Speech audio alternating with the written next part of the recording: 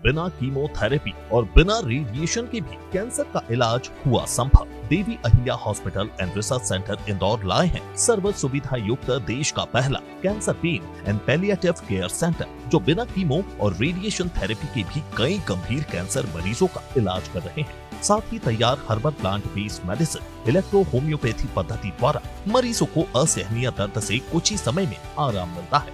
Doctor Ajay Hadiya के मार्गदर्शन से अब तक कई कैंसर मरीज स्वास्थ्य लाभ ले चुके हैं। Devi Ahilya hospital and research centre, Anand Nagar, Chitawan, Nimawar road, Navlakha, Indore. Call 9584040131। नमस्कार, डिजाइन विशेष में आपका स्वागत है। मैं हूं डॉक्टर प्रतीक श्रीवास्तव। आज वर्ल्ड कैंसर डे है, विश्व कैंसर दिवस। ये दुनिया की सबसे खतरनाक बीमारी, जिसमें पूरी दुनिया में लगभग 40 लाख लोग हर साल मारे जाते हैं। अगर मैं भारत की बात करूं तो भारत में हर साल कैंसर से मरने वालों की संख्या 8 लाख के आसपास है। भारत में कैंसर दूसरी ऐसी सबसे बड़ी बीमारी है जिसके कारण सबसे ज़्यादा लोग मारे जाते हैं। हार्ट अटैक पहले नंबर पर है। हर साल भारत में 22 लाख लोग कैंसर के मरीज हैं इस वक्त, और हर साल 11 लाख लोग कैंसर के नए मरीज हमारे सामने आते हैं। 2025 तक यह आंकड़ा करोड़ तक पहुंच जाए तो हमें आश्चर्य नहीं होगा। और अगर मैं पूरे विश्व की बात करूं तो 2025 तक यह भी संभव है कि 1 करोड़ 1.5 करोड़ लोग कैंसर से मारे जाने लगे। कैंसर एक विभीषिका के रूप में हमारे सामने आ रहा है। कैंसर एक भयावह त्रासदी के रूप में हमारे सामने आ रहा है। मगर इससे बचा कैसे जाए, इसका उपचार क्या है, इसका इलाज क्या है, इसको कैसे बढ़ने से रोका जाए, और अगर हो जाए तो क्या करना चाहिए, आज हम इसी विषय पर बात करेंगे वरिष्ठ कैंसर विशेषज्ञ डॉक्टर अजय हाडिया से। Doctor Ajay Hadiya Devi Ahilya cancer hospital Naulakha चितावत के डायरेक्टर हैं। लंबे समय से कैंसर के मरीजों का इलाज कर रहे हैं। उनकी अपनी टेक्निक है, अपनी विधा है, और न केवल वे बीमारी का इलाज करते हैं बल्कि बीमार की मानसिक अवस्था का भी इलाज करते हैं। डॉक्टर हाडिया, आपका बहुत स्वागत है। नमस्कार। जैसा कि मैंने आंकड़ों के जरिए बताने की कोशिश की कि ये दुनिया की बहुत बड़ी त्रासदी है, बहुत बड़ा विडंबना है। कितना खतरनाक है ये तो हमको आंकड़े बता रहे हैं। आप तो चूंकि उन मरीजों से रूबरू होते हैं, उनकी तकलीफ़ों को देखते हैं, उनको दर्द को देखते हैं, कैंसर होने की तकलीफ़ और कैंसर के इलाज की तकलीफ़, चाहे वो कीमोथेरेपी हो चाहे वो दूसरे इलाज हो। किस तरह से आप कैंसर को देखते हैं? क्या लगता है आपको कैंसर कितना खतरनाक है? सभी दर्शकों का बहुत बहुत नमस्कार। आज वर्ल्ड कैंसर डे है और आज विश्व कैंसर दिवस के अवसर पर डिजियाना का एक विशेष कार्यक्रम हो रहा है। आज कैंसर डे बाय डे बढ़ता जा रहा है और उसकी विभीषिका बढ़ती जा रही है। वर्ल्ड के अंदर ये दूसरे नंबर की डिसीज़, हार्ट के बाद में कैंसर दूसरे नंबर पे आ रहा है। और ये आज मान लिया जा रहा है कि यदि कैंसर किसी को हो गया है तो हमारे परिवार के लोग ये सोच लेते हैं कि अब इनका जीवन कुछ ही महीनों का या कुछ ही साल का बचा हुआ है। और जब मरीज को पता लगता है तो वो खुद सोचने लगता है कि उसका जीवन कितना है। वो खुद डर जाता है, डिप्रेशन में आ जाता है। और इसी ये डिप्रेशन ही उसकी बीमारी का और कारण बन जाता है। तो मेरा इस अवसर पर ये कहना है हमारे जो कैंसर रोगी हैं या जिनके परिवार में कैंसर है कि डरना नहीं है, हमें कैंसर को हराना है। और हम डरेंगे नहीं, और हम यदि हम जीत के साथ हम अपना इलाज कराएंगे, कैंसर से लड़ना है और लड़कर हराना है। लड़के हराना है, और निश्चित ही कि कैंसर में जीत भी होगी। ये कैंसर को मैं अगर आपसे समझना चाहूँ सरल भाषा में कि कैंसर क्या है और ये किस तरह से मनुष्य के शरीर में प्रवेश करता है, इसके क्या क्या कारण हो सकते हैं?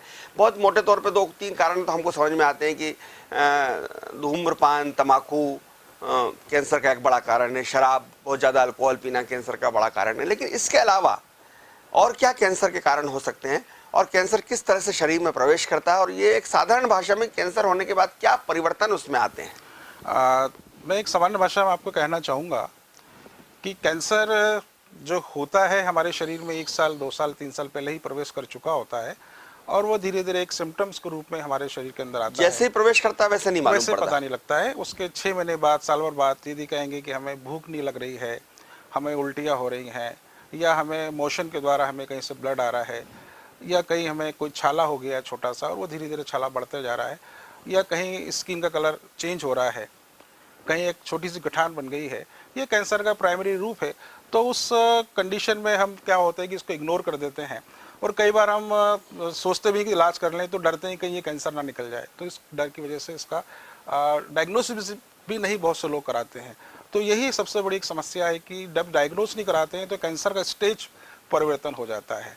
कैंसर जब हमारे शरीर में आता है तो हम कहेंगे कि हमारे शरीर के अंदर जो सेल्स होती हैं, कोशिकाएं होती हैं, उसकी वृद्धि उम्र भर हमारे शरीर में होती रहती है। और ये जब हम जो खाना खाते हैं या जो भी चीज़ हम ले रहे हैं उससे हमें न्यूट्रिशंस मिलते हैं, पोषण हमें मिलता है, और उसी के द्वारा हमारे शरीर के अंदर वृद्धि होती रहती है। अब ये वृद्धि जब अनकंट्रोल हो जाए, सेल्स का अनकंट्रोल होकर, अनियंत्रित होकर उसका बढ़ना, ये एक कैंसर का रूप लेता है। हम कहेंगे कि ऐसे बहुत सारे लोग हैं जिनको मोटापा हो जाता है, ओबेसिटी हो जाती है। तो ओबेसिटी भी आगे जाके कोई किसी न किसी प्रकार के कैंसर के रूप के अंदर हमारे शरीर में जन्म ले लेता है। तो अनकंट्रोल्ड होके सेल्स का बढ़ना ही कैंसर का एक लक्षण माना जाता है। क्या कैंसर अनुवांशिकी है, हेरिडिटरी है? मेरे चाचा को कैंसर था, या मेरे परिवार में किसी को कैंसर है, मेरे माता पिता को कैंसर था, तो क्या मुझे भी खतरा है?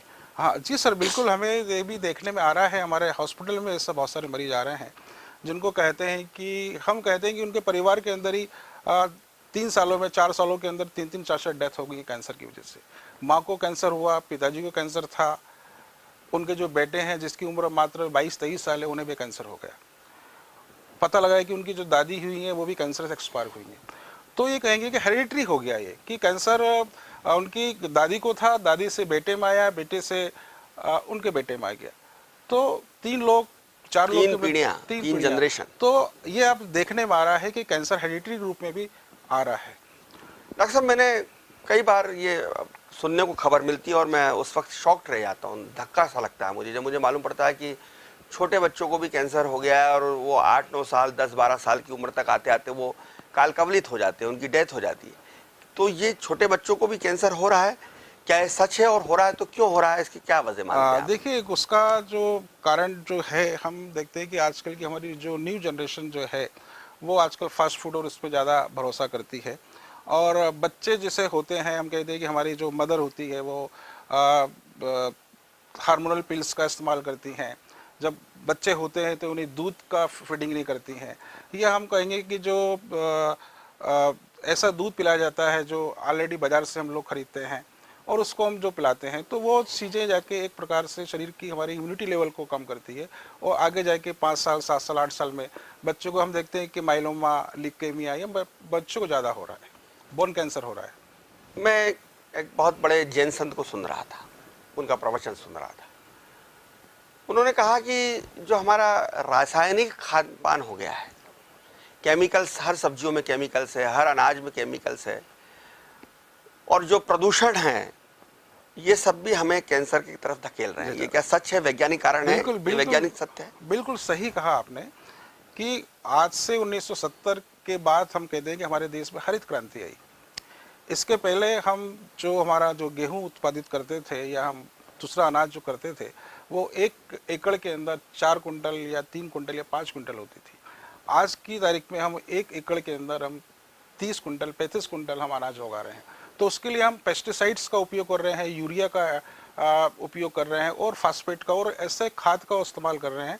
वो जाके शरीर, दवाइयाँ हम छिड़कते हैं और उसके अलावा हम उस पे, वो सब, ये सब चीज़ें हैं जो हम वो ये सब पेस्टिसाइड्स का उपयोग कर रहे हैं। ये जाके उस अनाज में जा रहा है, और उस अनाज को हम जब खा रहे हैं तो वो सीधे सीधे हमारे शरीर के अंदर हमारे डीएनए को चेंज कर रहा है वो, और वो कैंसर। और ये जो घातक दवाइयाँ हैं या खाद हैं या यूरिया, फास्फेट वगैरह, ये हैं, ये हमारे शरीर में केमिकल का जाकर केमिकल लोचा कर देता है। बिल्कुल कहा। और उस वजह से कैंसर होता है। इस वजह से कैंसर बहुत हो रहा है, बहुत जल्दी बढ़ता जा रहा है। मैं जब पढ़ रहा था तो मैंने ये भी पढ़ा कि साहब, कैंसर का सबसे बड़ा कारण जो है वो सिगरेट, तम्बाकू, धूम्रपान है। आप जो सिगरेट पीते हैं या किसी भी फॉर्म में आप अगर तम्बाकू लेते हैं, टोबैको लेते हैं, तो आप एक बहुत आसान सॉफ्ट टारगेट होते हैं कैंसर के। क्या सबसे ज़्यादा कैंसर का सबसे बड़ा कारण तम्बाकू है? और तम्बाकू में भी ज़्यादा घातक क्या, सिगरेट पीना या खैनी खाना? देखिए, कैंसर के अंदर जो मैक्सिमम जो केसेस हमारे पास में जो आते हैं वो कैंसर जितने भी प्रकार का हो रहा है उसके अंदर से ओरल कैंसर, बक्कल म्यूकोसा, टंग कैंसर, ये सबसे ज़्यादा देखने में आते हैं। और जितने ही मरीज हमारे पास में आते हैं, यदि 100 मरीज आए हैं तो 99 जो मरीज होंगे जो ऑलरेडी टोबैको का इस्तेमाल करते हैं या स्मोकिंग कर रहे हैं। तो जो लोग स्मोकिंग कर रहे हैं उनको जनरली पैनक्रेटिक कैंसर हो रहा है, साथ के अंदर उनको लंग कैंसर हो रहा है। तो ये तो है ही, निकोटीन का इस्तेमाल करने से कैंसर बढ़ रहा है। तो ये गले का कैंसर हो जाता है, जुबान का कैंसर होता है, जुबान काटना पड़ती है, बिल्कुल, गाल पे कैंसर हो जाता है, यहाँ दब जाता है, ये सब तंबाकू का ये सब तंबाकू का कारण है। ये तंबाकू सबसे बड़ा फैक्टर है। डॉक्टर साहब, शराब के क्या रोल है इसमें कैंसर हाँ, में? क्या अत्यधिक शराब, मदिरापान कैंसर को बुलावा देना है? बिल्कुल, कैंसर का शराब का इस्तेमाल करने से स्टमक कैंसर हो रहा है, साथ के अंदर कोलोन कैंसर हो रहा है, साथ में पैनक्रेटिक कैंसर हो रहा है, साथ में लीवर कैंसर हो रहा है। हम कहते हैं कि जो लोग ज़्यादा वाइन का इस्तेमाल करते हैं उनका लीवर खराब हो जाता है और वो बाद में जाके लीवर कैंसर के रूप में हो जाता है। तो शराब भी एक, और लीवर कैंसर तो बहुत खतरनाक है, बहुत खतरनाक है। आदमी 2-3 महीने में उसका हिसाब किताब हो जाता है। बिल्कुल। तो सबसे बड़ा जो रीज़न है शराब पीने के बाद में ये कैंसर ज़्यादा बढ़ रहे हैं। विदेशों में जिस कैंसर की बात की जाती है वो कहा जा रहा है कि भाई जो हमारे उसमें वायुमंडल में और जो आकाश में जो हमारे ओजोन की परतों में जो छेद हुआ है और उससे जिस तरह की धूप आ रही है, परावर्ती किरणें, बैगनी किरणें खत्म हो रही हैं, परावर्ती किरणें आ रही हैं, क्या ये भी एक बड़ा कारण है कैंसर का, खासकर त्वचा कैंसर का? देखिए कि हम ये देखते हैं कि हमारे यहाँ पर बहुत सारी फैक्ट्रीज बनती जा रही है और पर्यावरण उससे बिगड़ रहा है। साथ में हम देख रहे हैं कि आज के समय के अंदर जो व्हीकल्स हैं उनकी संख्या बढ़ती जा रही है। इसके कारण से पॉल्यूशन हो रहा है और ये जो पॉल्यूशन हो रहा है, जो धुआं जो निकल रहा है, स्मोकिंग निकल रहा है, इसके जाके ये पूरा हमारे पर्यावरण को नुकसान कर रहा है।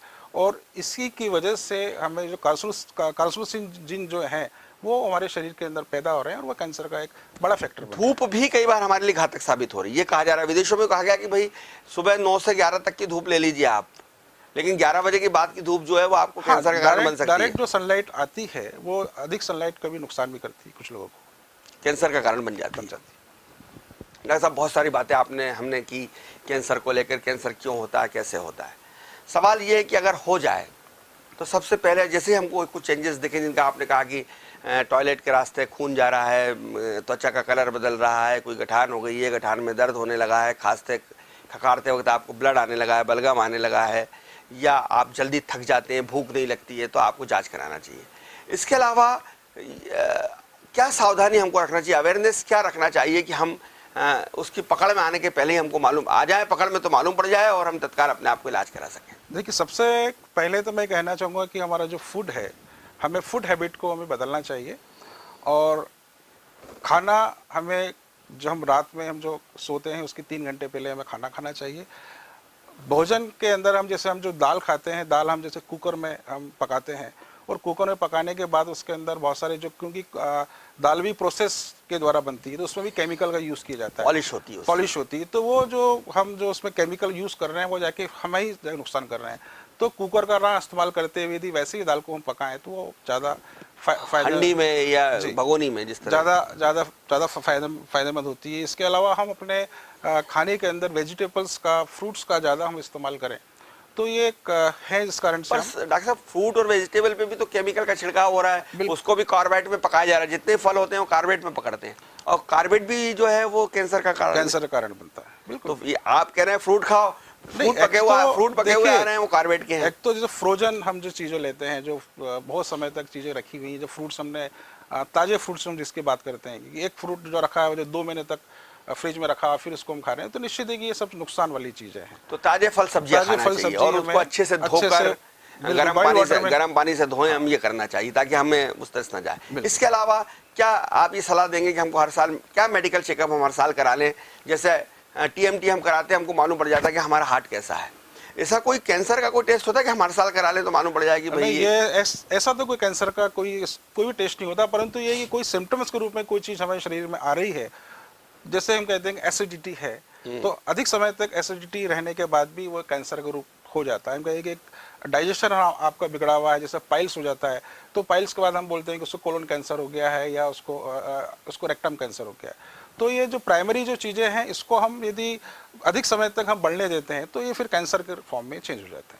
तो समय समय पर अपना चिकित्सीय परीक्षण कराएं, और अगर आपके शरीर में किसी तरह का परिवर्तन आता है, जैसे डॉक्टर साहब ने बताया कि कोई गठान हो गई है, कोई रंग में परिवर्तन आ रहा है, भूख नहीं लग रही है, आपकी कुछ हैबिट्स में परिवर्तन आ रहा है, तो आपको तत्काल डॉक्टर के पास जाना चाहिए। क्या समय रहते अगर इसका पता चल जाए और समय रहते उपचार शुरू हो जाए तो कैंसर पर हम विजय पा सकते हैं? बिल्कुल बिल्कुल पाई जा सकती है। समय रहने पर अर्ली स्टेज में यदि डिटेक्ट होता है तो इसका हम अपने डाइट प्लान करके और अपना इलाज करा के और कैंसर से बच सकते हैं और कैंसर को हम हरा सकते हैं।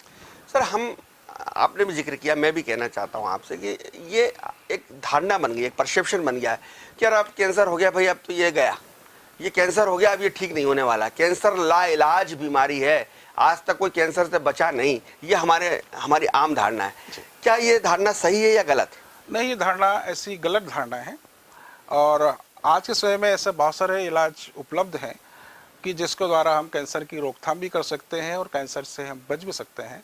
और हमारा जो देवी अहिल्या हॉस्पिटल है, ये भी एक विशिष्ट इलाज के रूप में आप इलेक्ट्रो होम्योपैथी का इलाज शहर में जाना जा रहा है। मध्य प्रदेश और पूरे हिंदुस्तान से हमारे पास मरीज आ रहे हैं। और हमारा जो इलाज है ये प्राकृतिक इलाज है और हम हर्बल ट्रीटमेंट के द्वारा पेशेंट्स की कंडीशन को हम ठीक करते हैं। और हमारे पास ऐसे भी मरीज हैं जो 4th स्टेज के मरीज हैं, उनका स्टेज परिवर्तन होकर वो 3rd स्टेज में आ जाते हैं, 2nd स्टेज में आते हैं। और ऐसे भी कुछ मरीज हैं जो मेटास्टेटिस वाले भी ठीक हुए हैं। मैं डॉक्टर साहब आपके अनुभव से जानना चाहता हूँ, आप लंबे समय से, कई सालों से, कई दशकों से आप जो है कैंसर का इलाज कर रहे हैं, क्या ऐसा कोई मरीज 2-4 दस आपके ध्यान में आते हैं कि जिनका कैंसर का आपने इलाज किया और उसके बाद वो 25-30 साल 20 साल जिए? हाँ, ऐसे भी हैं। ऐसे भी मरीज हैं जो 20-20 साल 33 साल से जीवित हैं। अभी हाल ही में एक मरीज हमारे पास में आए थे जिनको मेटास्टेटिस कैंसर था, लंग्स में ट्यूमर था 5 सेंटीमीटर। मेटास्टेटिस कैंसर क्या होता है? मतलब इसको ये कहेंगे कि एक कैंसर एक जगह से दूसरी जगह में फैलने वाला। अच्छा, उसको मेटास्टेटिक कैंसर बोलते हैं। जैसे लीवर कैंसर होता है तो मेटास्टेटिक कहलाता है, लंग कैंसर होता है मेटास्टेटिक कहलाता है। तो वो जो पेशेंट आए थे उनको 5x15 सेंटीमीटर का उनको ट्यूमर था। और जब आए और हमने इलाज दिया और उस 25 दिन बाद फिर उन्हें CT स्कैन कराया तो उनका ट्यूमर खत्म हो गया। तो मात्र 25 दिन के इलाज में ही उनका ट्यूमर खत्म हो गया। और जब वो ऑन्कोलॉजिस्ट पास गए तो उन्होंने कहा कि यह असंभव है, ये हो नहीं सकता है। तो ऐसे भी मरीज हैं जो बहुत जल्दी रिकवर कर रहे हैं और लंबे समय उसके बाद जीते, लंबे समय तक। तो संदेश ये है आपकी बात का, मैं जो समझ पा रहा हूँ कि कैंसर का पता लगते ही इलाज करवाएं, हिम्मत रखें और लड़ें, तो आप कैंसर को हरा सकते हैं, निश्चित है। ऐसा नहीं है कि कैंसर असाध्य है, कैंसर हो गया तो फिर आप कुछ बचा ही नहीं।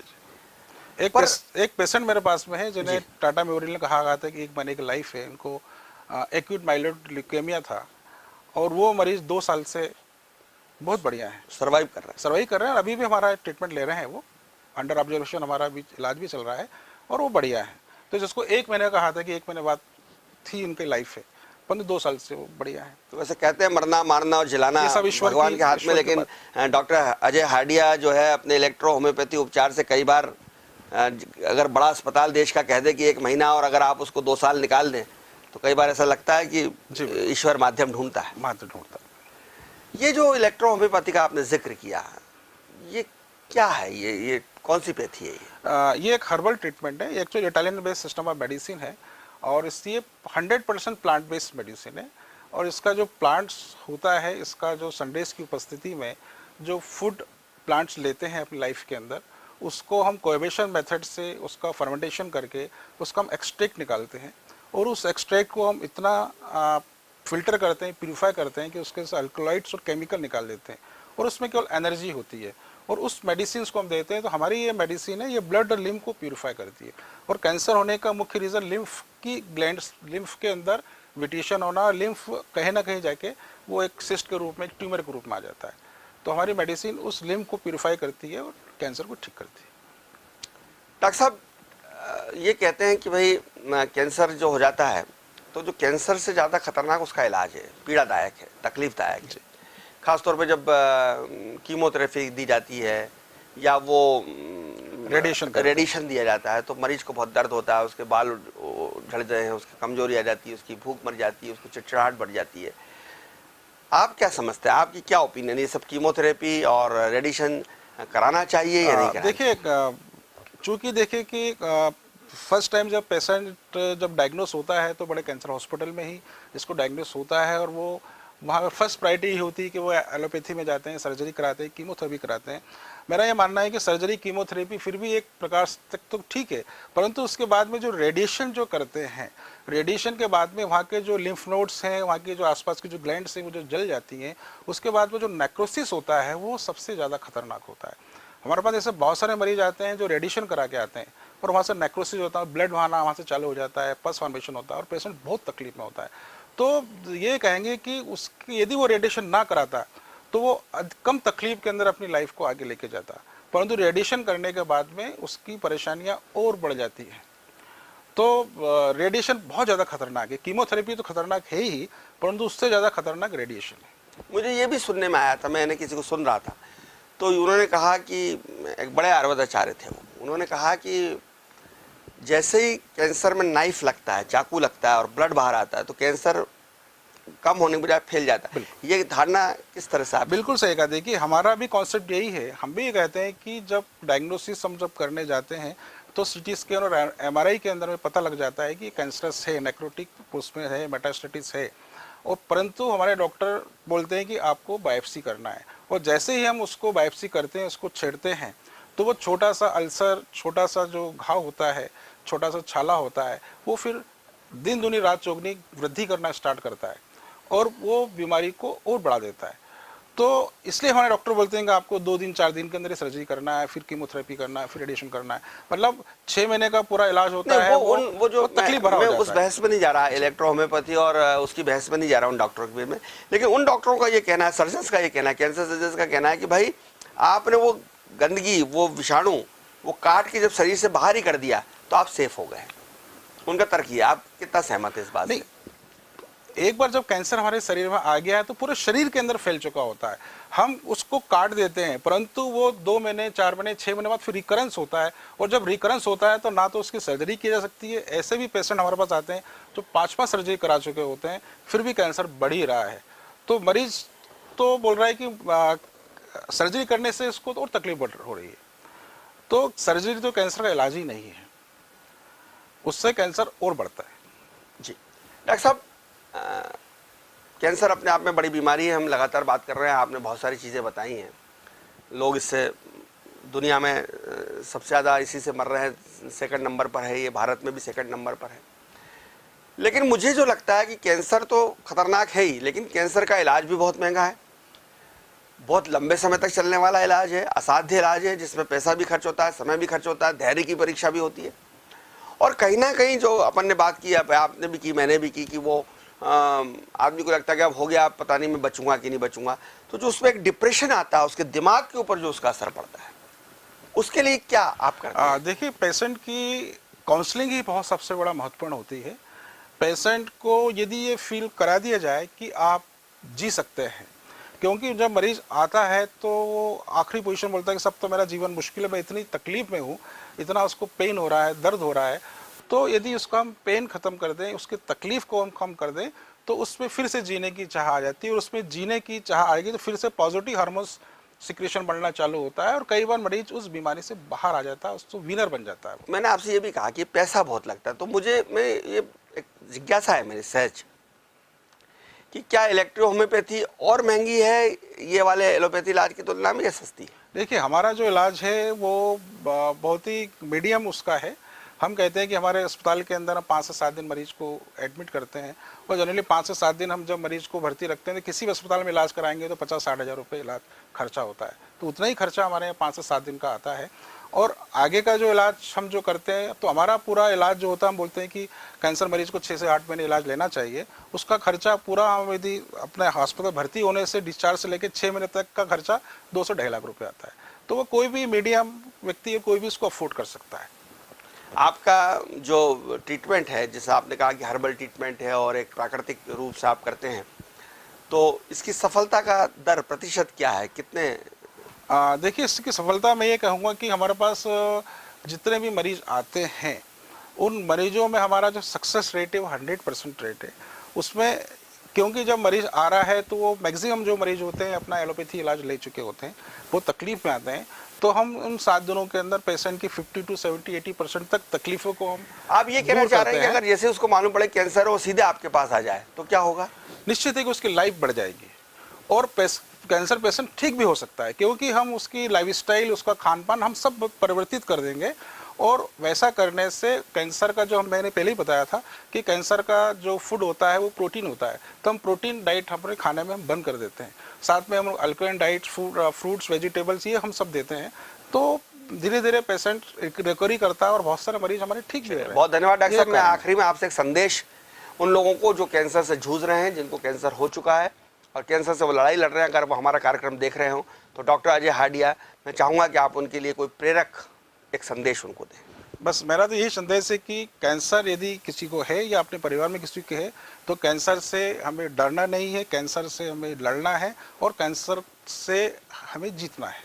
यही मेरा संदेश है। बहुत धन्यवाद डॉक्टर अजय हाडिया। आप सुन रहे थे डॉक्टर अजय हाडिया को, जो देवी अहिल्या कैंसर अस्पताल के डायरेक्टर थे। उन्होंने बहुत ही संजीदगी के साथ, विस्तार के साथ ये बताया है कि कैंसर क्यों होता है, कैसे होता है, कैंसर कैसे काम करता है और इसका क्या उपचार हो सकता है। और सबसे बड़ी बात ये कि जैसा कि वो कह रहे हैं कि कैंसर से डरिए मत, घबराइए मत, उसके साथ संघर्ष करिए, उसके साथ एक युद्ध लड़िए और युद्ध में विजय आपकी, निश्चित रूप से विजय आपकी होगी। यदि आपका मनोबल ऊंचा है, मनोबल बड़ा है तो जीतेंगे भी आप। लेकिन ये सही है कि कैंसर एक बहुत ही घातक बीमारी के रूप में पूरी दुनिया को अपनी चपेट में ले रहा है। जो केकड़ा होता है, जो कैंसर का जो जंतु है, वो जिस तरह से बिच्छू एक तरह से आपके पूरे शरीर को जकड़ लेता है, उससे बचने के लिए ज़रूरी है कि आप बहुत संयमित जीवन जिएं, बहुत अच्छा जीवन जिएं, नशे से दूर रहें, शराब, सिगरेट, तंबाकू इस सब का सेवन बिल्कुल ना करें और अच्छा खाना खाएं, ताज़ा खाना खाएं, सब्जियां लें, फल लें और कोशिश करें कि जैविक भोजन की तरफ आप अपने आप को मोड़ें। बहुत ज़्यादा केमिकल, बहुत ज़्यादा मसालेदार चीज़ें ना खाएं और नियमित व्यायाम करें, नियमित घूमें, अपने आप को फिट रखने की पूरी कोशिश करें। ईश्वर की भक्ति तो एक बहुत बड़ा साधन होता है बीमारियों से ऊपर आने का। जो लोग पूजा करते हैं, पूजा पाठ करते हैं, उनको ब्लड प्रेशर नहीं होता, उनको बीमारियां नहीं होती। तो ये भी ज़रूरी है कि आप ध्यान, योग, भक्ति में अपना ध्यान लगाएं और सबसे ज़्यादा ज़रूरी है कि अपना मनोबल ऊंचा रखें। कोशिश ये करना चाहिए हम सबको कि हम निरोग रहें, स्वस्थ रहें। जब व्यक्ति निरोग रहेगा, स्वस्थ रहेगा तो देश भी स्वस्थ रहेगा। देखते रहिए डिजाइनर न्यूज़। खबरों का सिलसिला जारी रहेगा। नमस्कार। बिना कीमोथेरेपी और बिना रेडिएशन के भी कैंसर का इलाज हुआ संभव। Devi Ahilya hospital and research centre Indore लाए हैं सर्व सुविधा युक्त देश का पहला cancer pain and palliative care centre, जो बिना कीमो और रेडिएशन थेरेपी के भी कई गंभीर कैंसर मरीजों का इलाज कर रहे हैं। साथ ही तैयार herbal plant based medicine, electro homeopathy पद्धति द्वारा मरीजों को असहनीय दर्द से कुछ ही समय में आराम मिलता है। डॉक्टर अजय हाडिया के मार्गदर्शन से अब तक कई कैंसर मरीज स्वास्थ्य लाभ ले चुके हैं। Devi Ahilya hospital and research centre, Anand Nagar, Chitawan, Nimawar road, Navlakha, Indore. Call 9584040131।